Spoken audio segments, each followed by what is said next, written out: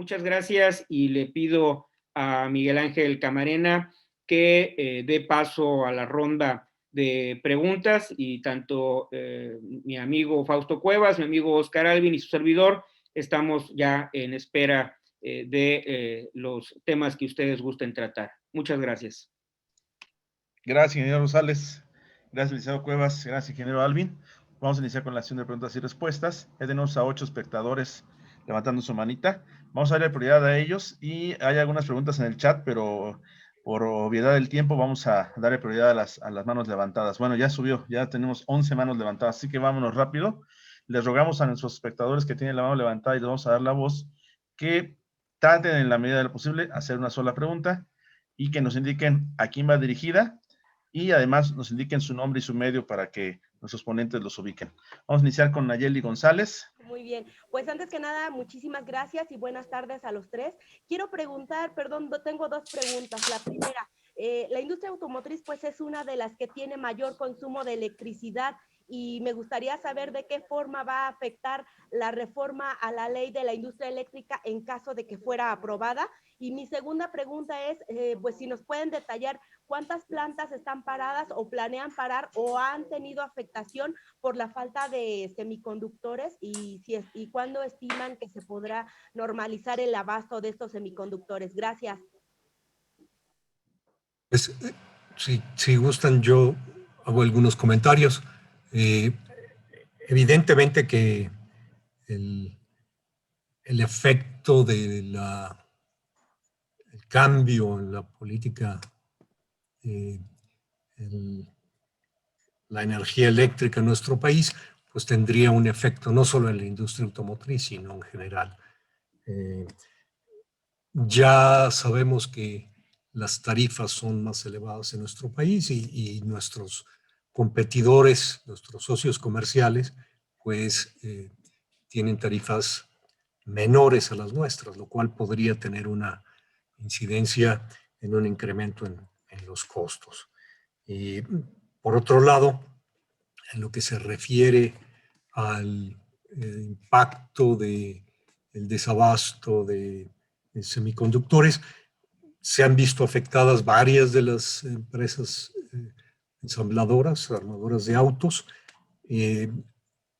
Han tomado diferentes medidas, algunos han optado por aplicar paros técnicos y esto implica que dejan de trabajar aquellos obreros que están en paro técnico, pero también aplican algunos, aquellos que tienen posibilidad de hacerlo, días de vacaciones, en fin, con diferentes esquemas, están tratando de hacer frente a este desabasto. ¿Cuándo se resolverá? Pues todavía es incierto. Los fabricantes de este tipo de componentes están haciendo lo posible por cumplir con sus compromisos, pero evidentemente es algo que no tenían contemplado en sus planes y tendrán que tomar medidas que no son de aplicación o de solución inmediata. Estimamos que hacia el segundo semestre de este año podría haber alguna luz en ese sentido y que las cosas pudieran empezar a mejorar. Esos serían mis comentarios a las preguntas. Gracias, Nayeli. Nayeli, yo te comento, en tema de energía eléctrica, si puedes ver aquí, efectivamente es una muy mala alternativa para los costos de la energía eléctrica en México. Afortunada o desafortunadamente, Julio, ponlo en modo de presentación. Afortunada o desafortunadamente vivimos junto al país cuya energía eléctrica, junto con la de China, es la más barata. Y comparando la energía eléctrica que hay en Estados Unidos en noviembre del año pasado con la energía hacia empresas medianas o empresas grandes de México, estamos pues entre 57 y 23% más caro. Entonces, eso es en la mezcla que hay hoy en día de consumo a CFE y a empresas privadas. Si las empresas privadas van a tener van a estar a la cola y CFE va a tener que ser el prioritario para abastecer, pues algunas empresas ya no tendrán acceso tan inmediato a esa energía renovable o como esté siendo producida, puede ser también el ciclo combinado de gas, estarán a la cola y tendrán que abastecerse de CFE con el consecuente sobrecosto de energía eléctrica. Entonces, yo espero que no vaya a ser tan fácil para el gobierno federal implementar esta ley. Ya se ha comentado mucho en medios por gente muy especializada. Hay una serie de rompimientos al Tratado de Libre Comercio con Estados Unidos, Canadá, con Europa. Entonces creo que no va a ser tan simple. Luego, en el tema de semiconductores, como dijo Fausto, esto se vendrá a normalizar cerca de mayo, junio, y ya congresistas de Estados Unidos están pidiendo al gobierno federal que intervenga en este tema para beneficio o el no perjuicio de la industria automotriz americana.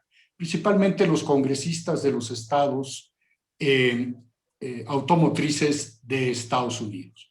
Y también con miras a que en el mediano plazo se busque de alguna manera el apoyo del gobierno federal para la implantación de fábricas de semiconductores en el territorio norteamericano.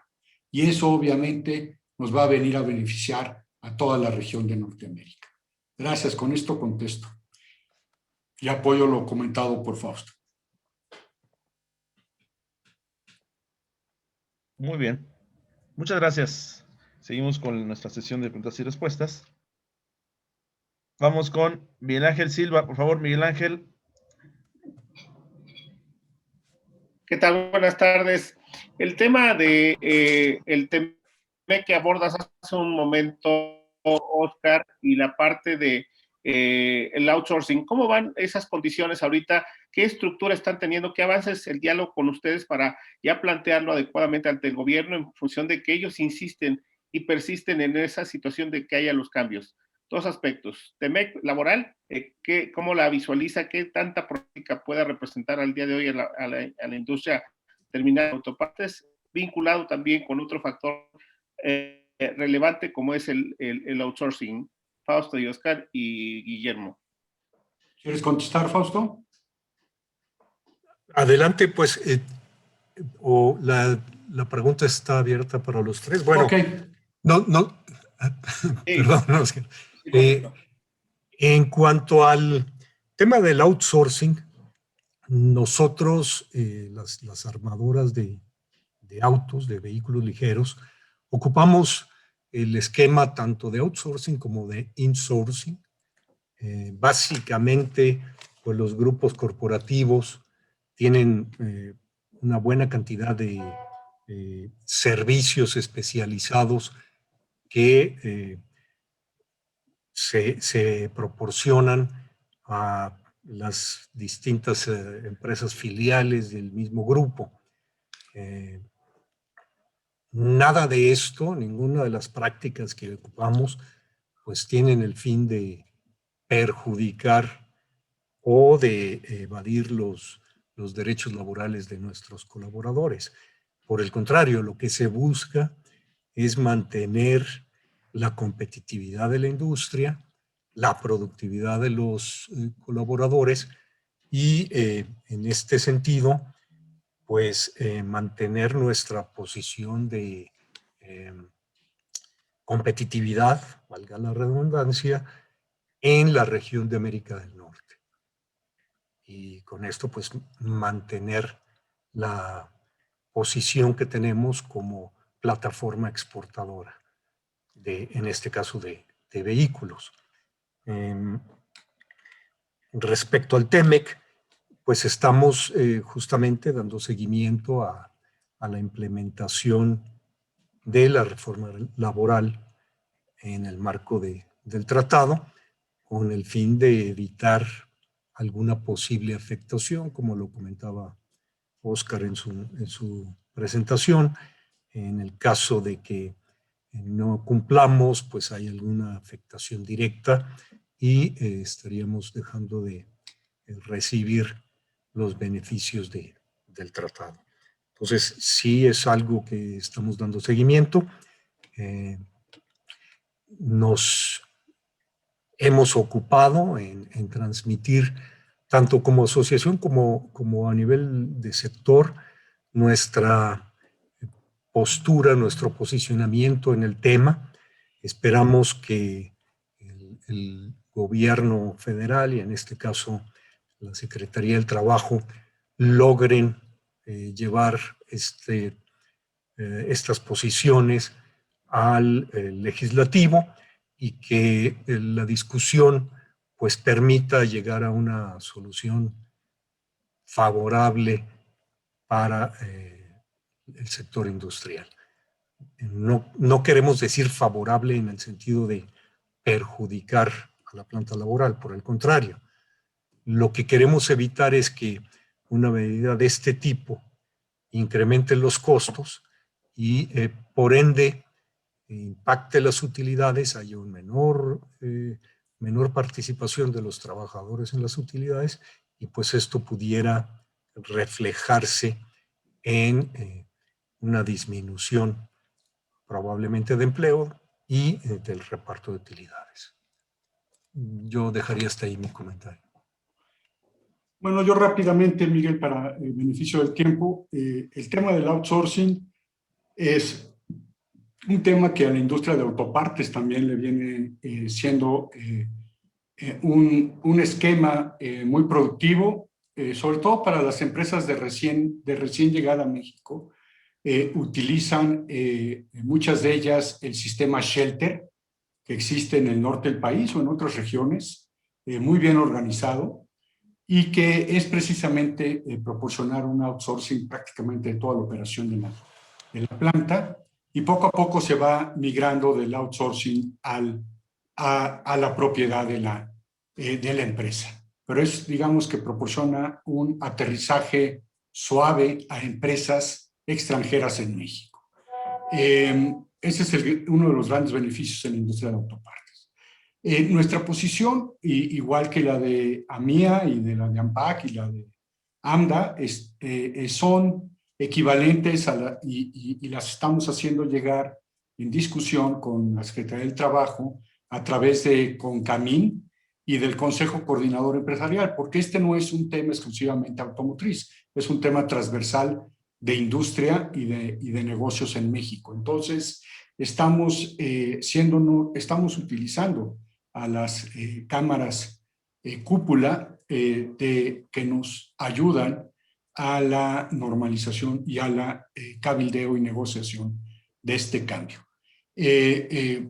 Esperemos que no sea abrupto, sea en beneficio y mantenga la competitividad país que tenemos y no sea una barrera para seguir atrayendo inversión extranjera. En lo que se refiere al TEMEC, el capítulo 23 obliga a las empresas en México, no solamente automotriz, a todas, a cumplir con nuestra propia Ley Federal del Trabajo, básicamente. Pero esta vez le pusieron dientes, como mencioné. Entonces, la industria automotriz es una industria muy importante para Estados Unidos y que quiere el gobierno mismo de Estados Unidos que esté dentro de la legalidad del TEMEC. Entonces, prácticamente es la primera industria que el gobierno de Estados Unidos está vigilando y tendremos que hacer la tarea de cumplir con los estándares que nos obliguen y lo vamos a hacer y tenemos 2 años para lograr. La legitimización de los contratos colectivos de trabajo, ya lo dijo la Secretaría del Trabajo, se implementó el tiempo hace 2 años y se dio un tiempo de 4 años. Muy poco se ha progresado en eso, muy poco, pero pues nos quedan 2 años para cumplir con el objetivo y ese debe de ser la meta. Adelante. Muchas gracias. Continuamos con las preguntas. Vamos a leer la pregunta de Ivette que quedó pendiente. Permítanme. Aquí está. Ivette dice, ¿cuál es el impacto de los cambios en el TEMEC en términos laborales? ¿En cuánto puede incrementar el costo de producción en México? No, mira, no es una cuestión de costos laborales, es una cuestión de legitimización del contrato colectivo. Es decir, lo que más importa aquí es de que los empleados de una fábrica que están sindicalizados se tenga el comprobante, la evidencia que ellos votaron por el líder sindical o el sindicato que los debería de representar, y que el sindicato que los representa haya sido electo en una mayoría. Entonces, no es cuestión de costo, es decir, que cada contrato colectivo de trabajo se demuestre que hubo un voto y que hubo una mayoría que determinaron que ese debería de ser el sindicato que los iba a representar ante los patrones por los siguientes 2 años.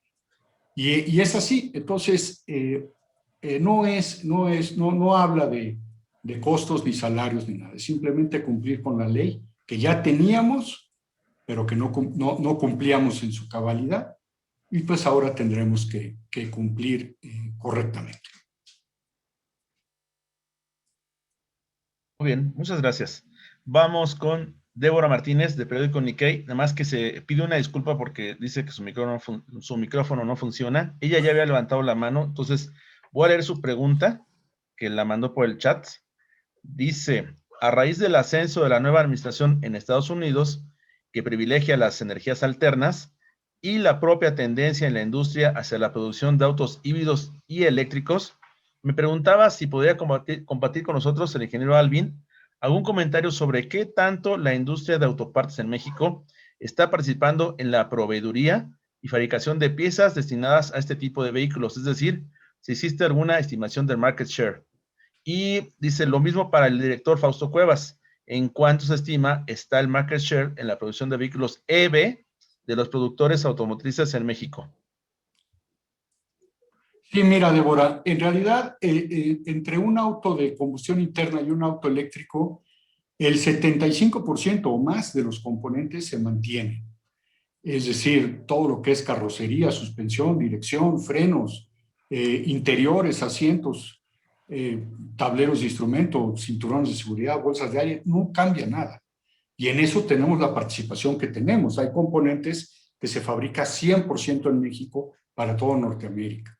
Entonces, básicamente los autos eléctricos en lo que cambia es en el motor eléctrico, en la transmisión, en la batería en sí y algunos otros componentes.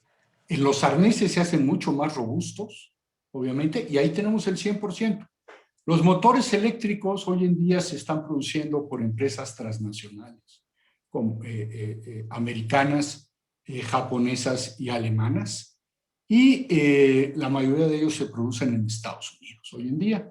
Pero es una cuestión de volumen y tiempo para que nosotros los lleguemos a producir en México.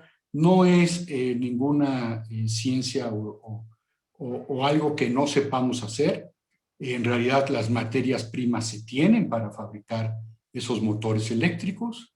Y en cuestión de baterías, las baterías en realidad se empacan en México porque es un componente muy grande del coche, muy pesado, que estarlas produciendo en Estados Unidos y embarcando a México, pues es una cuestión de peso y de costo de transporte muy alto.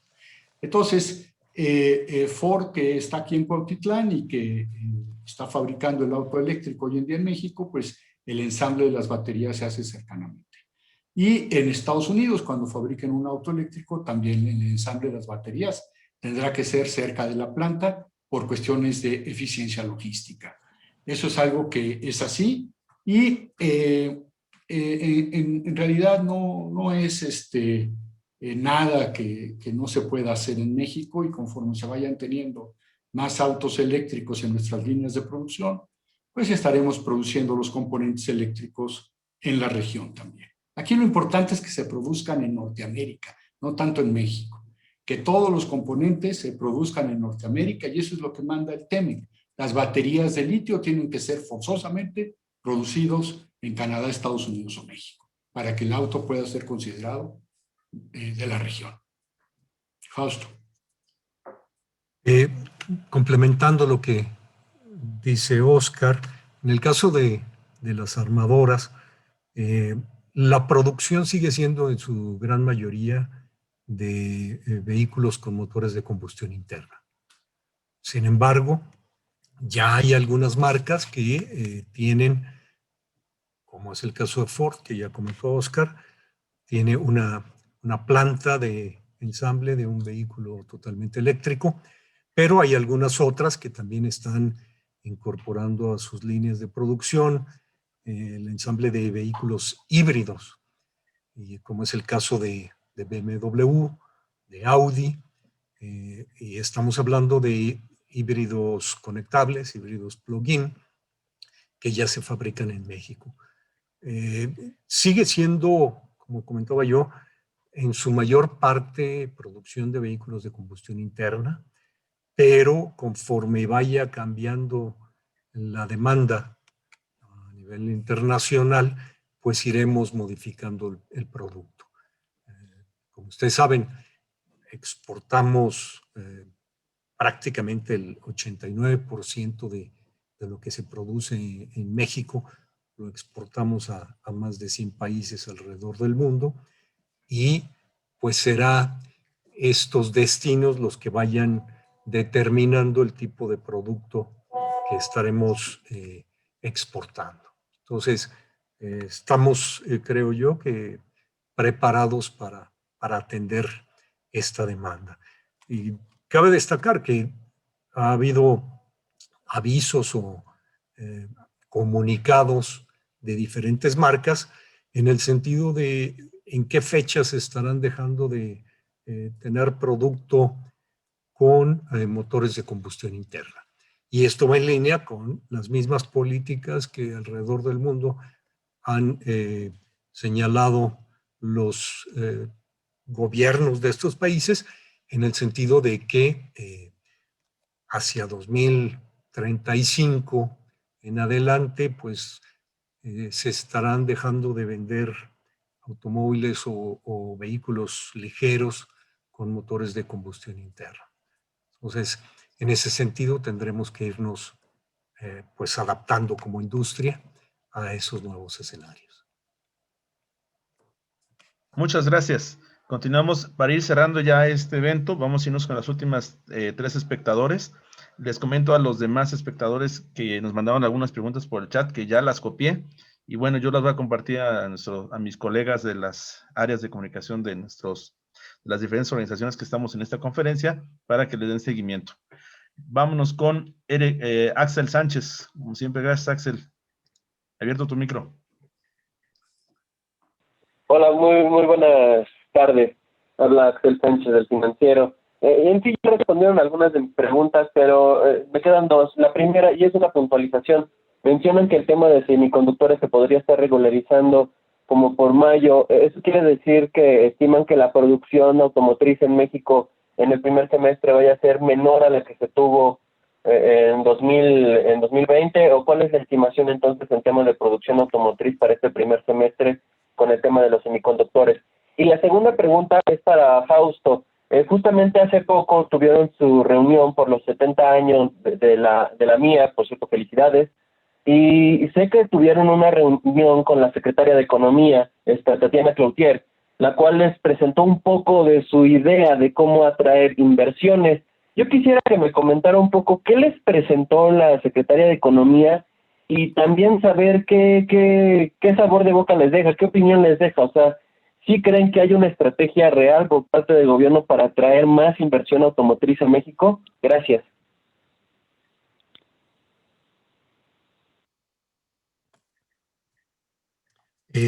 Gracias Axel. Pues en cuanto a la primera pregunta, sí esperamos que el tema de abasto de semiconductores pues va a tener un efecto en la producción del primer semestre. ¿De qué tamaño? la verdad es que no tenemos información pues, de detalle que podamos en este momento compartir. Suponemos que cada una de las marcas estará buscando resolver este tema de abasto de semiconductores por diversas vías y que el efecto en la producción sea del menor impacto posible. En cuanto a la reunión con la secretaria Cloutier, sí nos acompañó en la sesión de consejo directivo que tuvimos hacia finales del mes de enero. Estuvo con nosotros. Él tiene una muy buena disposición para atender los temas de industria. Le hicimos señalamientos de manera general de que nos gustaría tener una reunión específica con ella, pues para tratar con detalle los temas que le pusimos en la mesa, pero que no fueron revisados en esta reunión, dado que no era el objetivo de la misma. Sí se solicitó una reunión de trabajo para poder atender cada uno de estos temas. Nos parece que la secretaria tiene una muy buena disposición de atender y resolver todos aquellos pendientes que tenemos como industria. Entonces, vemos muy bien, nos parece que podemos retomar los trabajos que teníamos cuando se dio este cambio de titular en la Secretaría de Economía, que para nosotros es muy importante, ¿no? Consideramos que es la Secretaría que debe liderar los temas de industria y particularmente de la industria automotriz. Ok. O sea, digamos que ahora se sienten más cómodos con Tatiana Cloutier al frente de la Secretaría. Pues yo no lo diría así. Finalmente son cambios que decide el propio Ejecutivo Federal. Nos parece que el cambio no perjudica, al contrario, vemos muy buena disposición de parte de la secretaria y estamos en el mismo caso nosotros, con la mejor disposición de colaborar con el gobierno federal, pues para avanzar en la reactivación y recuperación económica que tanto estamos necesitando. Ok, muchísimas gracias. Al contrario, Axel. Gracias. Vamos con Sara Cantera. Listo, Sara, tenemos tu micro abierto. Gracias, buenas tardes. Para profundizar un poco en el tema de los semiconductores, ¿pudieran decirnos de qué países o de qué empresas vienen estos semiconductores y si de plano no hay alguna otra fuente de suministro para la industria automotriz? ¿Y en qué piezas o componentes van estos semiconductores que son tan esenciales para la industria? Y a AMDA también le quiero preguntar si mencionaron que tienen problemas de inventarios. ¿De qué modelos o de qué región están teniendo el mayor rezago en inventarios? Y esto, ¿cuántos días de espera más representa para los clientes cuando quieren comprar un auto? Gracias. Sara, sobre los semiconductores y los fabricantes de los mismos, están en Asia, principalmente en Taiwán, la mayoría de ellos, hay también en Corea, y la disponibilidad de los mismos el que haya más fábricas de esto es algo que ya debe de suceder. O sea, muchas veces las soluciones o las cosas no suceden hasta que pues, lo ves perdido o lo ves en riesgo. Yo creo que la industria automotriz en este momento ya se dio cuenta de la magnitud del problema. Ahora bien, ¿en qué tipo de componentes van los semiconductores? Hoy en día te podría decir que por donde voltees en un automóvil hay un componente electrónico. En cosas que hace 10 años o 20 años o 30 años no existían. Y te voy a dar un ejemplo. O sea, obviamente el radio, los instrumentos de velocidad, todo lo que tienes acceso ahí, la cámara de reversa, todo ese los sensores de proximidad, los sensores de bolsas de aire, todo eso es lo lógico.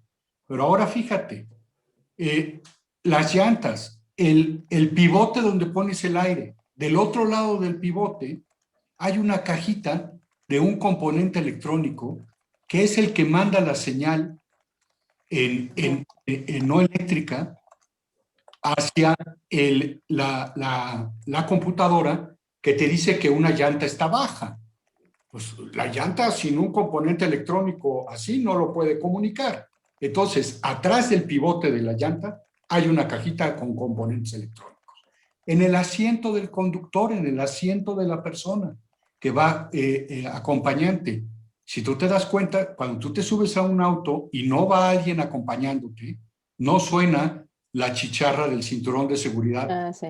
Que la persona invisible se lo ponga. Pero cuando hay alguien ahí sentado, sí se lo tiene que poner para que deje de tocar la campanita. Eso, hay un sistema electrónico, un sensor en el asiento para que identifique que hay peso y por lo tanto mande la señal de que se tienen que poner el cinturón de seguridad. Y como eso, en todos lados hay un componente electrónico. Por eso decimos ahora que los automóviles poco a poco y conforme vayan avanzando y algún día sean autónomos, van a ser una computadora sobre ruedas. Entonces, de defensa a defensa están llenos de semiconductores. Espero haberte ilustrado con esos dos ejemplos que a lo mejor no los habías pensado. Sí, gracias. Gracias, Sara. No tengo la información detallada de cuáles son los días de inventario. Es muy reciente el efecto que se dio a partir de este mes de enero y está afectando, como ya lo mencionaron tanto Fausto como Oscar, a las plantas en todo el mundo, unas con mayor o menor grado de afectación en función de los inventarios previos de semiconductores y también del grado o el nivel de integración o de utilización de los mismos en cada modelo. Pero es evidente que al estar disminuyendo la producción en las plantas de todo el mundo, es una menor cantidad de vehículos y sobre todo la programación que se tiene que estará afectando las entregas, sobre todo en aquellos vehículos de mayor demanda, que es donde los inventarios son menores o más ajustados. Gracias, Sara. Muchas gracias. Vamos con la última pregunta. Vamos con Sharay Angulo. Sharay, ¿nos escuchas? A ver, vamos a abrirte el micro. Perdón, ¿me escuchan? Sí, te escuchamos ¿Sí? Perfecto y claro. Hola, buenas tardes, ¿cómo están? Un gusto saludarlos. Para complementar un poco la pregunta de Sara, ¿qué porcentaje de estos componentes semiconductores se pueden estar fabricando en México? Porque sabemos que hay marcas como Bosch que pueden tener alguna fabricación aquí, ¿no? En sus plantas que son principalmente automotrices. Entonces, si tienen más o menos un porcentaje de esto y precisar lo que dijo el señor Fausto de que en el segundo semestre pudiera haber un anuncio en aras de solventar este problema. ¿Un anuncio en qué sentido? ¿Sería algún tipo de colaboración entre privados para compras masivas? ¿O hay algún tipo de solicitud de apoyo del gobierno? Sabemos que Estados Unidos y Alemania hicieron acciones gubernamentales para acceder a estos componentes. ¿Qué están haciendo en concreto o qué idea hay que pudiera trabajarse para solventar esto de repente de manera más rápida? Sharay, te comento, los semiconductores no se producen en México de ninguna manera. O sea, no hay una fábrica de semiconductores. Lo que hay, cuando tú mencionas a Bosch, Bosch es consumidor de componentes de semiconductores. Ellos ensamblan esos semiconductores en componentes electrónicos que ellos diseñan y programan y que le venden a las fabricantes de automóviles. Entonces, Bosch, en realidad, no produce semiconductores, consume semiconductores, igual que muchos otros fabricantes de autopartes en México, Canadá y Estados Unidos. Entonces, no se producen semiconductores de ningún tipo. Y los semiconductores, entiéndanse, circuitos integrados, resistencias, capacitores, todas las cositas pequeñas que se ven adentro de un radio, adentro de un teléfono, algo, que están soldados en una tablilla, esos son los semiconductores. Y esos son los que no hay. Suficiente para los dos mercados, de comunicación y de automotriz. Saray, creo que quizá lo expresé mal, pero no me refería yo a que va a haber un anuncio en el segundo semestre. O sea, simplemente lo que se espera es que hacia el segundo semestre, pues los proveedores de estos componentes, de estos semiconductores, hayan ya logrado subsanar el desabasto y el abasto de ambas industrias, tanto la de bienes de consumo como la demanda de componentes automotrices que requieren estos semiconductores. Entonces, lo que esperamos es que sí, hacia el segundo semestre pueda mejorar la situación, pero no es que vaya a haber algún anuncio de este tipo, no lo estamos viendo así. ¿Algún plan o apoyo del gobierno que puedan solicitar no se ha barajado? No hemos tenido de parte de las empresas asociadas, no hemos tenido algún tipo de acercamiento para que se haga algo en este sentido. Más bien es un tema corporativo, dado que es un asunto global, se está buscando una solución a nivel corporativo de cada una de las diferentes marcas, pues para dar atención en formas distintas, ¿no? Cada quien lo estará resolviendo conforme a sus necesidades, porque tampoco es un impacto igual para todos, ni en todos los vehículos es lo mismo. Entonces, dependerá cómo estén sus inventarios de componentes para cada uno de los modelos que se fabrican, y en función de esto, pues estarán buscando la solución. Muchas gracias. Varios compañeros de la prensa me están pidiendo no cerrar la conferencia sin antes hacerles esta pregunta, porque resume varias de las preguntas que tienen y que se están quedando pendientes. Es sobre solo qué tan fácil es producir estos minicomponentes, estos semiconductores en México, y cuánto representaría la inversión de una planta de ese tipo. Híjole, la verdad que yo no tengo la más remota idea, ¿eh? Así de sencillo. Es una cuestión de tecnología. Yo creo que capital, o sea, son plantas muy automatizadas que lo que requieren es equipo, capital de trabajo, y entiendo que más que en México, ya como mencioné en mi práctica inicial, el Congreso, los congresistas de los estados automotrices de Estados Unidos le están pidiendo al gobierno federal que realice un plan de apoyo, de búsqueda para la implementación o la implantación de la producción de semiconductores en Estados Unidos. Y si es eso, todos contentos. Los semiconductores es algo que en realidad no es muy caro. No es muy caro. Lo caro es el hacer el hardware, el radio, el componente o lo que sea, y la programación del mismo. Pero en realidad la resistencia y todo eso no son caras, pero pues ahora el problema es el volumen. Entonces, yo creo que será más fácil que llegue a una fábrica en Estados Unidos, porque en Estados Unidos se tienen hoy por hoy mucho mejores facilidades de inversión y de la amortización del capital que se tiene que invertir, más que en México, y al ser totalmente automatizada, pues la mano de obra no juega a favor de que se pueda instalar en México.